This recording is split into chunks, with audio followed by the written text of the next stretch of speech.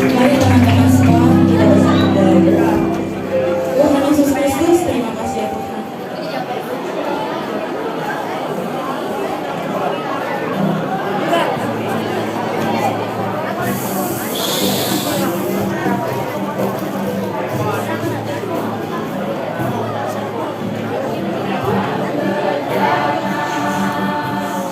Siap dibentuk.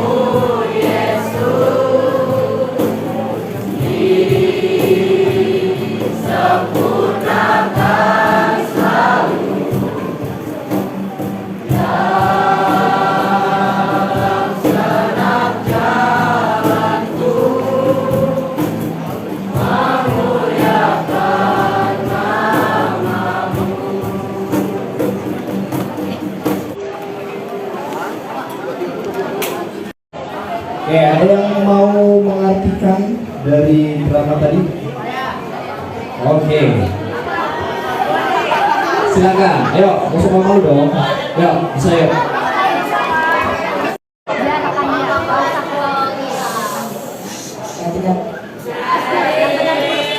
Nathan. Umat manusia yang berdosa, dosa-dosanya telah ditembus dengan kematian Tuhan Yesus di kayu salib.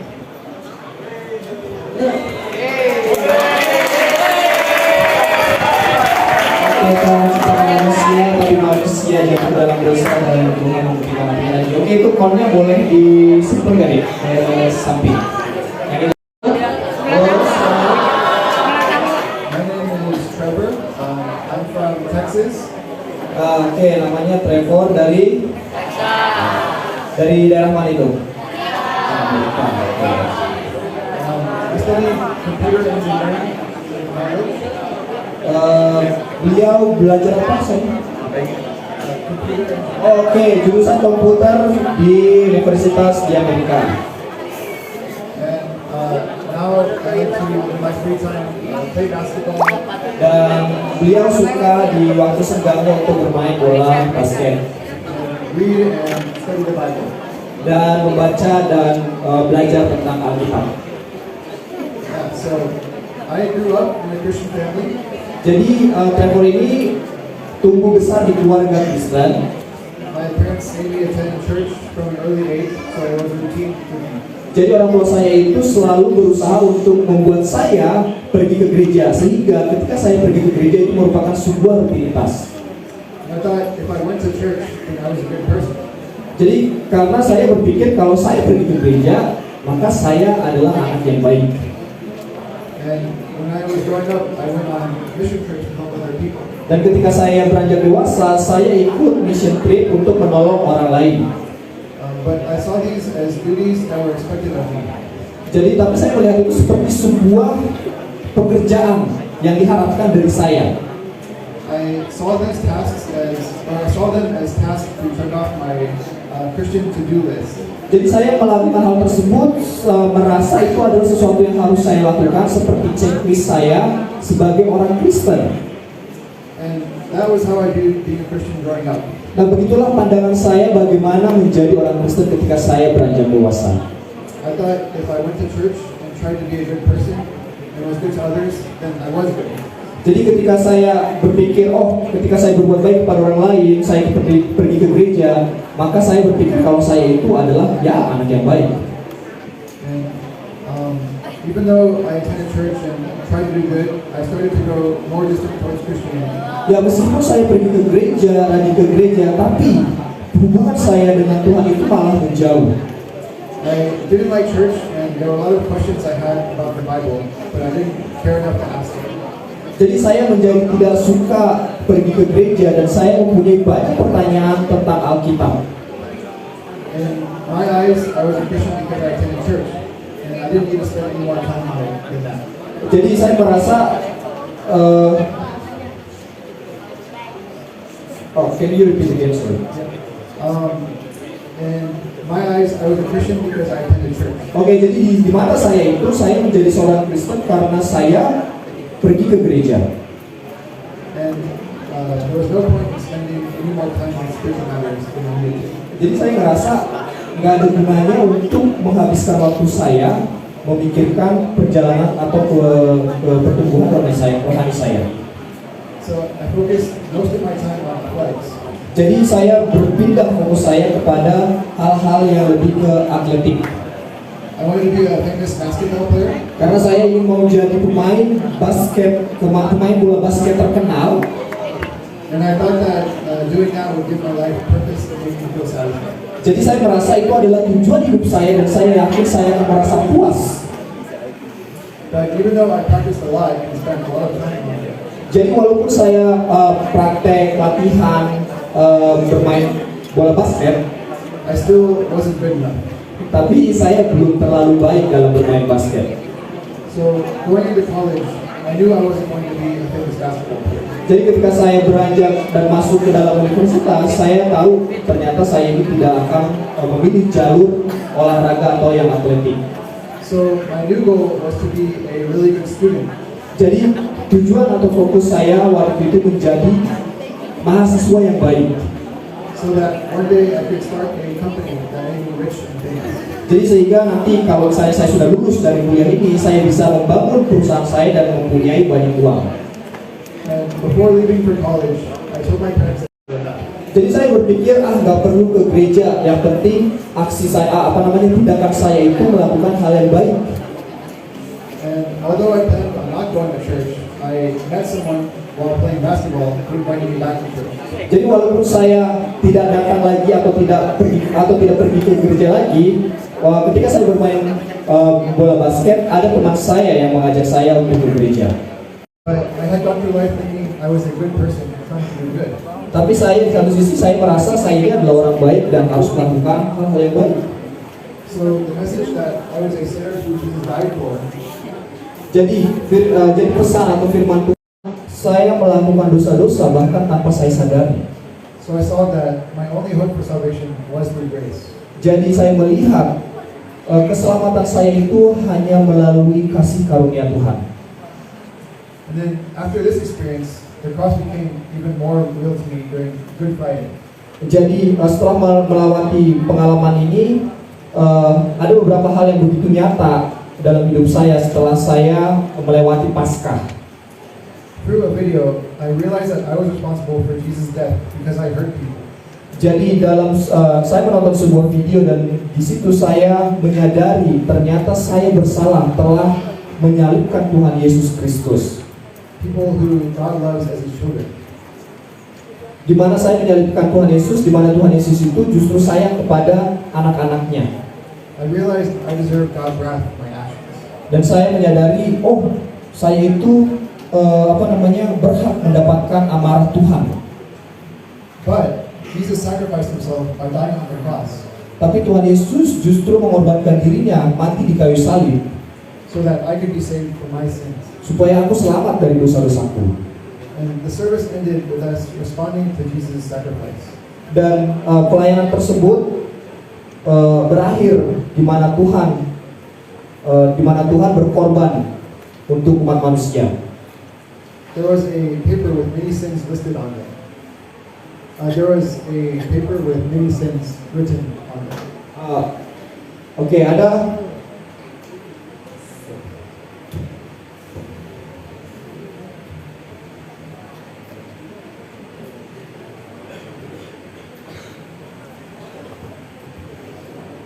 Jadi ada kertas, there's a paper, Yeah, paper many sins written. Oh, oke, sorry.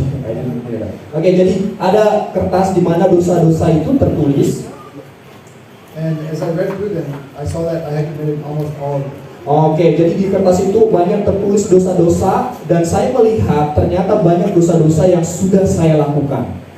Lying, pride, envy, desiring ill will in others, lust, Berdosa, sombong, kemudian iri, lust. kemudian hawa nafsu, I saw that I was guilty of them all.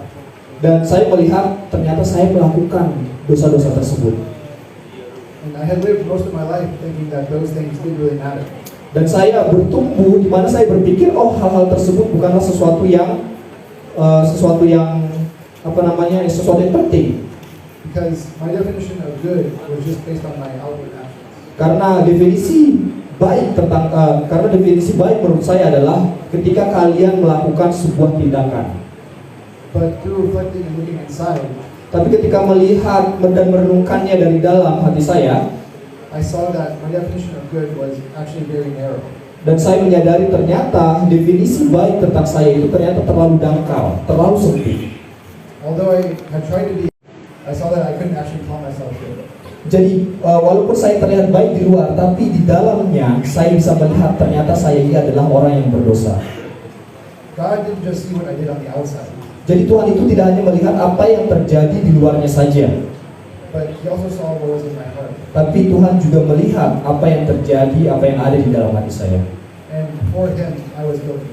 Jadi di hadapan Tuhan Allah, saya ini berdosa. When I really examined my heart, Jadi ketika saya menguji hati saya, I was a sinner who had committed a countless number of sins against God. jadi saya adalah orang yang berdosa yang sudah melakukan banyak dosa terhadap Tuhan. And yet, He gave His Son Jesus so that I could be saved. Tapi Tuhan malah memberikan Tuhan Yesus supaya aku bisa hidup. And through these experiences and others, Jadi melalui banyak pengalaman ini, I came to see my own inner sinfulness and need for Jesus. dan saya akhirnya menyadari ternyata dengan dosa-dosa saya ini, saya butuh Tuhan Yesus. And I decided to give my life to Him and receive the forgiveness He offers. Dan saya memutuskan untuk memberikan hidup saya kepada Tuhan Yesus dan meminta pengampunannya. I've come to see that sin isn't just the external, Dan saya melihat dosa itu bukan hanya tindakan di luarnya saja, but it's what's in the heart. tapi apa yang ada di dalam hati kita. And when I examine my heart, Dan ketika saya menguji hati saya, I see how true it is that there's so much evil within. dan itu benar, ternyata banyak kejahatan-kejahatan yang timbul dari hati manusia. But praise the Lord that we can be saved, Tapi puji Tuhan, kita bisa diselamatkan. and that despite our own sins, Jesus wants to love and forgive us. Meskipun kita berdosa, Tuhan Yesus mau mengasihi kita. And He desires a relationship with us. Dan Tuhan menginginkan hubungan dengan kita. So now I see that being a Christian isn't just about being a good person, Jadi sekarang saya melihat menjadi orang Kristen itu bukan hanya saja menjadi orang baik, but rather it's about following Jesus and relating with Him through being honest about my sins. tapi lebih untuk mengikuti Tuhan Yesus dan jujur dengan dosa-dosa saya. And also through loving Him and loving others. Dan juga melalui mengasihi Tuhan dan juga mengasihi orang lain. I used to think that I was good because of what I did on the outside. Karena saya dulu berpikir saya itu baik karena apa yang saya lakukan di luar. But the truth is that I'm not good because there's sin inside me. Tapi kebenarannya adalah aku bukan orang yang baik karena apa yang ada di dalam hati saya. And yet Jesus still desires to forgive and relate with me. Dan Tuhan masih mau mengampuni dan mau mengasihi saya. And He calls me to follow Him. Dan Tuhan saya. Thank you. Terima kasih.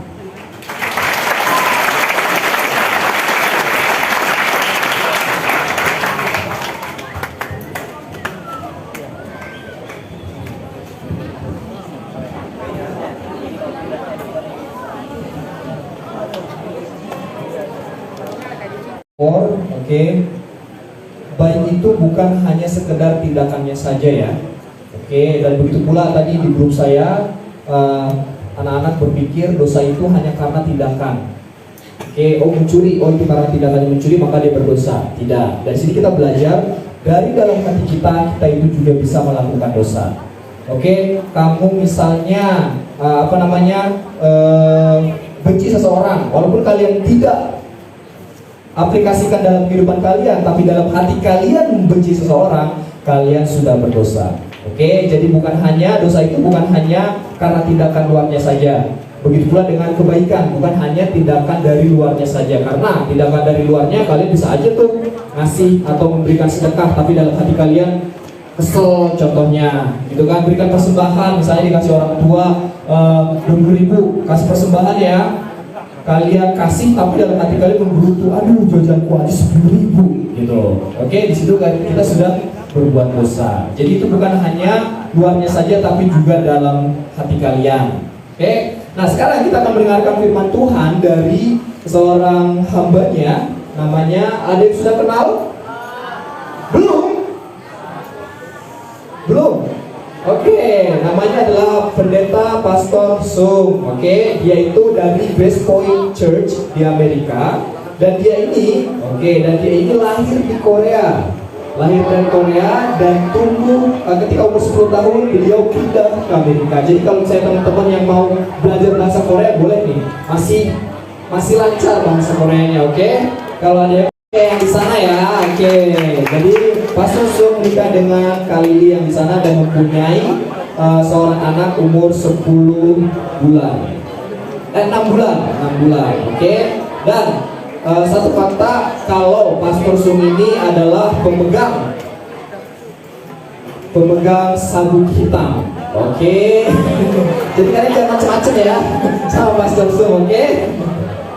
Oke, akan saya berikan, kita akan sediakan waktu untuk Pastor Sung untuk memberitakan firman Tuhan. Oke, silakan.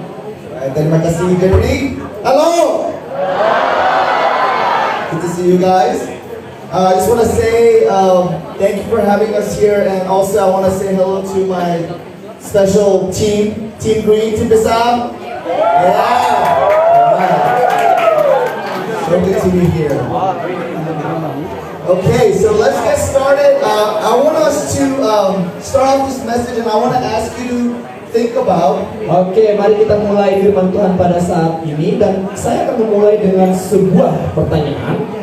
I want you to think about someone who is the most accomplished person that you personally. Oke, mari kita mulai dengan coba pikirkan seseorang yang sangat berprestasi dalam hidup kalian, atau seseorang yang kalian tahu dia itu sangat berprestasi.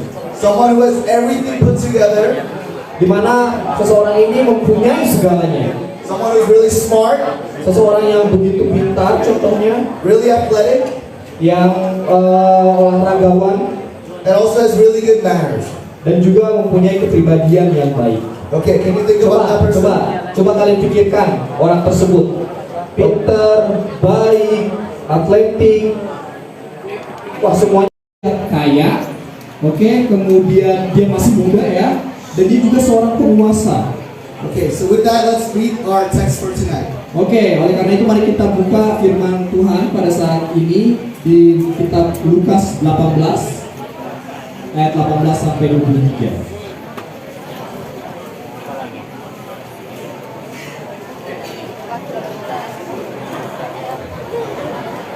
Okay, so when I say 1, 2, 3, let's read it all together. Oke, ketika Pastor Sung bilang 1, 2, 3, mari kita baca sama-sama. Oke? Okay, 1, 2, 3.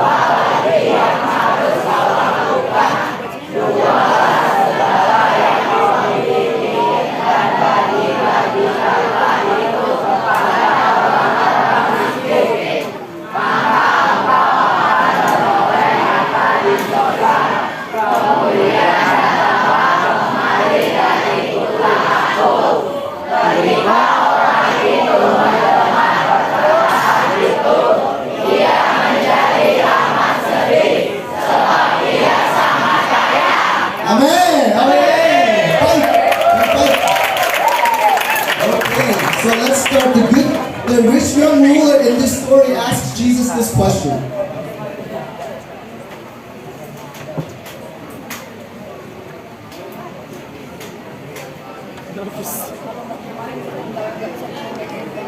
Ini di mana ada seorang pemuda kaya dan pemuda kaya ini bertanya pertanyaan ini kepada Tuhan Yesus. He asked, "Good teacher, what should I do to inherit eternal Dia life?" bertanya, guru yang baik, apa yang harus aku perbuat untuk memperoleh hidup yang kekal? Our society, we focus on a lot of things, Jadi masyarakat kita ini berfokus banyak hal ya, like beauty, seperti kecantikan, money, uang, harta, comfort, kenyamanan, romance. relationship, apa Dating. ya, pacaran lah. Oke, kalian udah pacaran belum? And what's so sad is that these flashy things, they distract us from other questions that are very important. Tapi sayangnya topik inilah yang mendapat banyak perhatian, oke? Dan orang itu banyak menghabiskan waktunya untuk hal-hal ini sehingga kita tidak berpikir ada satu pertanyaan penting. With the message, I want to take a time to pray. Oke, jadi saya sebelum melanjutkan cerita ini, saya akan ambil waktu untuk berdoa. I want to ask everyone to close their eyes and bow their heads. Dan saya minta semuanya untuk tunduk kepala dan tutup mata, This is your time with God. karena ini adalah waktu kalian bersama Tuhan. So let's ask God to remove all distraction from our minds. Jadi mari kita minta Tuhan untuk menghilangkan semua, mari kita minta Tuhan untuk buat kita fokus, menghilangkan semua gangguan-gangguan. And let me pray for us. Mari kita berdoa. Dear Heavenly Father, we pray for focus. Ya Tuhan Allah, kami berdoa untuk fokus. We are surrounded by many distractions and temptations in our lives. Kami dikelilingi oleh banyak gangguan dan juga godaan dalam hidup kami. But would you give us full attention to hear from you and to learn the answer to this question, what should I do to inherit eternal life? Tapi maukah Engkau memberikan kami perhatian penuh untuk mendengar firman-Mu dan mempelajari jawaban atas pertanyaan ini. Apa yang harus saya lakukan untuk mendapatkan kehidupan kekal?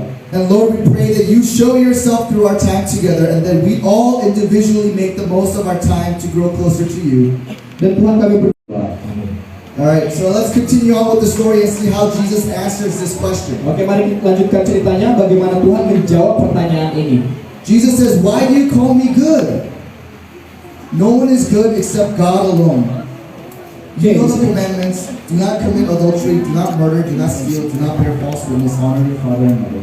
Tuhan Yesus mengatakan, mengapa kau katakan aku baik? Tak seorang pun yang baik selain daripada Allah saja. Engkau telah mengetahui segala perintah Allah.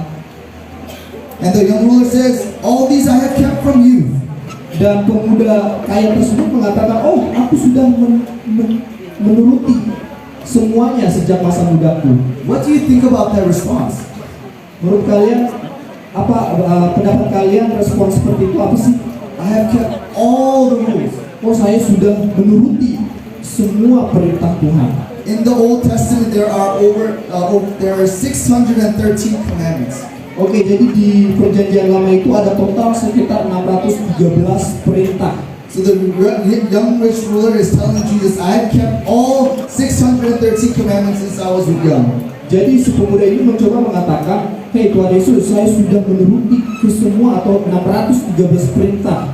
I think there are two things we can say. I think there are two things we can say about this person. Jadi mungkin ada dua hal yang bisa kita katakan tentang pemuda kaya ini ya. He must be pretty awesome. Yang pertama, pemuda kaya ini pasti luar biasa. It's that friend that does all his homework. Jadi kalian punya nggak teman yang selalu mengerjakan PR-nya contohnya?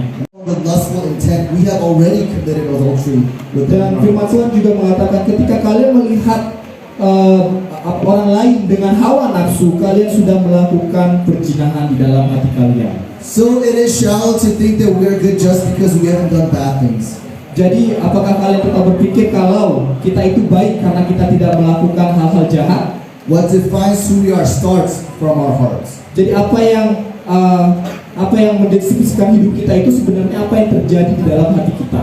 And when we do pay attention to what is our heart, it is unpleasant what we find inside. Jadi ketika kita memeriksa hati kita, banyak hal-hal yang mengecewakan. Because God knows everything, He cares about the whole truth and the whole person, not just the things that are visible. Jadi Tuhan itu tahu semuanya atau segalanya tentang kita, bukan hanya saja bukan hanya saja penampilan luarnya atau tindakan kita dari luarnya. So with that, I want you to again think about how you define good. Jadi saya ingin kalian berpikir sekali lagi, bagaimana kalian mendeskripsikan apa sih baik itu? Do you define it based on what just others say about you or what they can see on the outside? Apakah kalian berpikir baik itu berdasarkan apa yang orang lain lihat atau apa yang kalian lakukan? What do you see when you honestly reflect about what's in your heart? Apa yang kalian lihat ketika kalian melihat hati kalian? And going back to the story, Jesus replies to the rich young ruler. Nah, mari kita kembali ke cerita tadi di mana Tuhan Yesus membalas atau merespon ke pemuda tersebut. When Jesus heard this, he said to him, "One thing you still lack: sell all that you have and distribute to the poor, and you will have treasures in heaven. And come, follow me." Mendengar itu, Yesus berkata kepadanya, masih tinggal satu hal lagi yang harus kau lakukan, anak muda. Jual segala yang kau miliki dan bagi-bagikanlah itu kepada orang miskin. Maka kau akan beroleh harta di surga. Kemudian datanglah kemari dan ikutlah aku. And I think there are two reasons why he says this. Dan saya pikir ada dua alasan kenapa Tuhan Yesus mengatakan hal tersebut. First is to show the rich young ruler who he truly is. Yang pertama, untuk menunjukkan siapa sebenarnya pemuda kaya ini. To shake him from his delusion and get to see himself clearly. Untuk menggoyangkan dia dari tipuan yang dia alami selama ini, kepercayaannya tentang dirinya sendiri. And second, Tertipu oleh dirinya sendiri. and second is the answer to the question we talked about earlier: how to get eternal life. Dan kemudian Tuhan Yesus juga menjawab pertanyaan kita, bagaimana kita mendapatkan hidup yang kekal. And when Jesus, Yang muka sedih. imagine that. Yeah. He became sad. He became sad. When he first came to Jesus, he was so confident and bold. Oke, jadi yang kalian tadi peragakan yang mungkin mukanya sesedih itu ya. Oke, dan dia mungkin ketika datang kepada Tuhan Yesus, dia sangat percaya diri. Oh, saya ini adalah orang yang baik. But Jesus' words revealed something that the ruler wasn't thinking, which was that he wasn't good. Tapi ternyata firman Tuhan atau perkataan Tuhan Yesus itu justru membuktikan bahwa pemuda kaya ini ternyata tidak baik. Jesus' words convicted the ruler that at the end of the day, what was most important, to receive salvation, to receive eternal life, it is to have a relationship with Jesus.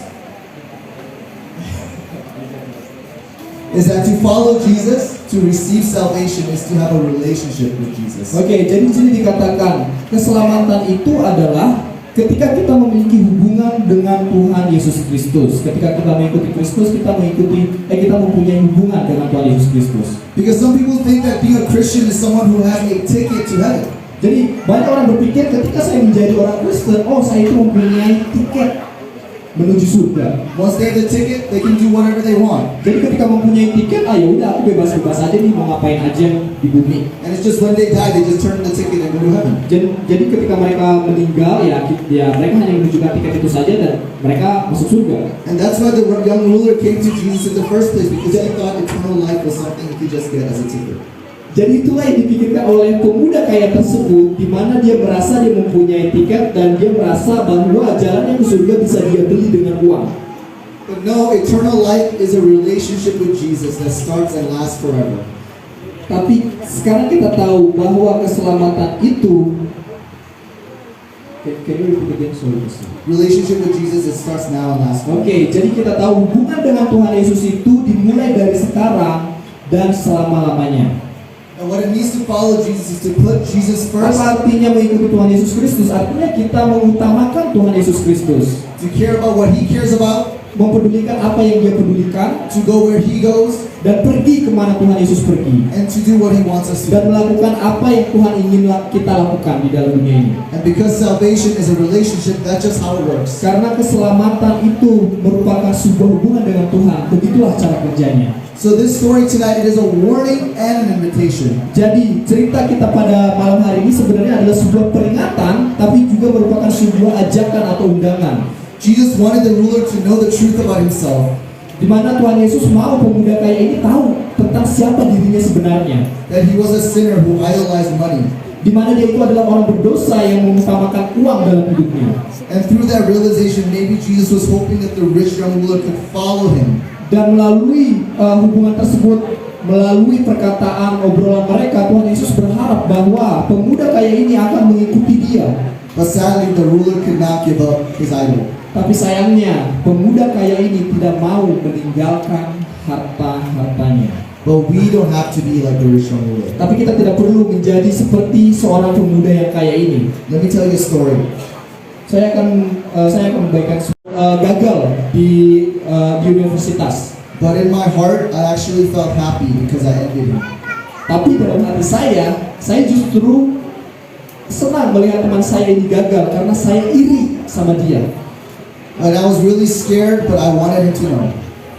Pada waktu itu saya sebenarnya takut untuk mengakui hal tersebut, tapi saya ingin teman saya ini tahu apa yang sebenarnya yang ada di pikiran saya. And I confessed to my friend, and he forgave me and prayed for me. Dan akhirnya saya berkata jujur kepada teman saya tentang pemikiran jahat saya, dan dia mau memaafkan saya. There's something very beautiful when someone who sees the ugliest side of us still chooses to love us. Ada sesuatu yang sangat indah ya dalam kehidupan kita ketika kita melakukan kesalahan, tapi orang lain itu melihat dari sisi yang lain. And Jesus also, Untuk mama dan papa, but there are sins that we carry in our hearts. tapi kita semua membawa dosa yang sama di dalam hati kita. Sins in secret that we want to hide. Dosa-dosa yang kalian sembunyikan yang mana orang lain tidak tahu. But we learn from this story that we don't have to run away. Tapi kita belajar dari cerita ini, kita tidak harus lari. Even though we have sinned, we can still have eternal life with Jesus. Jadi walaupun kita berdosa, kita masih bisa mempunyai hidup yang kekal bersama Tuhan Yesus Kristus. If we confess our sins and follow Him. Jika kita mengakui dosa kita dan mengikuti Tuhan Yesus. So as I end, I want to invite you to consider two things. Jadi sebelum saya mengakhiri khotbah ini, saya ingin kalian merenungkan dua hal. First, can you relate with the ruler? Yang pertama, bisakah kalian kaitkan hidup kalian dengan pemuda kaya ini? Perhaps thinking that you're a good person, Di mana kalian merasa kalian adalah orang baik, but Jesus sees the whole person. tapi Tuhan melihat secara penuh dalam hidup kalian. And what we are is more than just our actions, but what comes from our hearts. Jadi kita itu bukanlah sekedar apa yang kita lakukan di luarnya, tetapi juga apa yang ada di dalam hati kita. So what do you see when you take a look inside your heart? Jadi apa yang kalian lihat ketika kalian coba menengok ke dalam hati kalian? Apa yang kalian lihat? And does that perhaps challenge the good person image that you want to think for yourself? Apakah itu menjadi sebuah pergumulan atau menjadi sebuah tantangan? Oh, ternyata pandangan saya tentang yang baik itu selama ini seperti ini. And secondly, Dan yang kedua, it's good news that Jesus already knows it all. kabar baiknya adalah ternyata kabar baiknya Tuhan Yesus itu tahu segalanya. And yet He invites you to follow Him. Tuhan Yesus itu tahu segalanya tentang kita, tapi Dia masih mau mengajak kita dan mengundang kita And to have a relationship with Him forever. untuk memiliki hubungan dengan Tuhan Yesus selama-lamanya. To accept that Jesus is willing to forgive us and give our lives to follow Him as Lord. Untuk menerima Tuhan Yesus dan menerima pengampunannya dan mengikutinya seumur hidup kita. So with that, I just want to give us just a minute on our own to reflect and to jot down any thoughts that you have from this message. Oke, jadi saya akan memberikan 1 menit kepada teman-teman semua untuk merenungkan apa saja yang baru kita dengar. Mari kita renungkan bersama-sama, mari kita lihat hati kita masing-masing. And then after that, I'll pray for us. Dan setelah itu, Pastor Sung akan menutup dengan doa. Jadi teman-teman semua, 1 menit, tundukkan kepala, kalian renungkan. Kalian coba lihat ke dalam hati kalian yang paling dalam. Apakah kalian anak baik? Apakah kalian bisa mendapatkan surga dengan pekerjaan-pekerjaan baik yang kalian lakukan?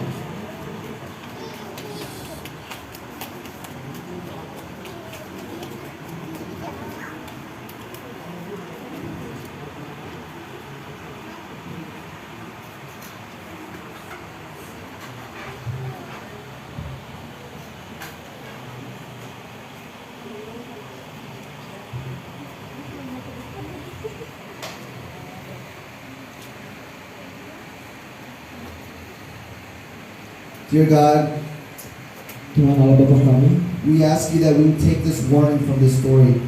kami minta Engkau Tuhan untuk mengambil peringatan dari cerita ini. The ruler turned away from following you. di mana pemuda ini meninggalkan Engkau. But may that not be the case for us. Tetapi semoga hal ini tidak terjadi pada kami pada saat ini.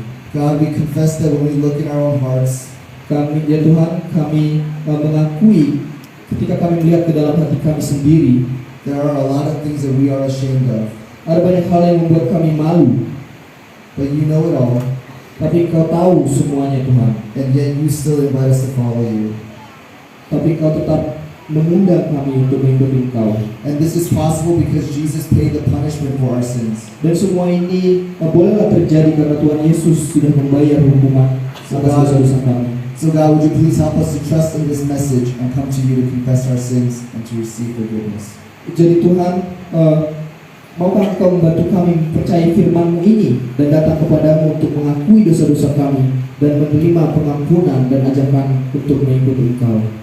Give us the courage and give us honest hearts to come before you as we are. Berikan kami keberanian, berikan kami hati yang jujur untuk datang ke hadapan-Mu. In Jesus' name we pray. Di Amen. dalam nama Tuhan Yesus Kristus kami berdoa. Amin. Thank you. Amin. Oke.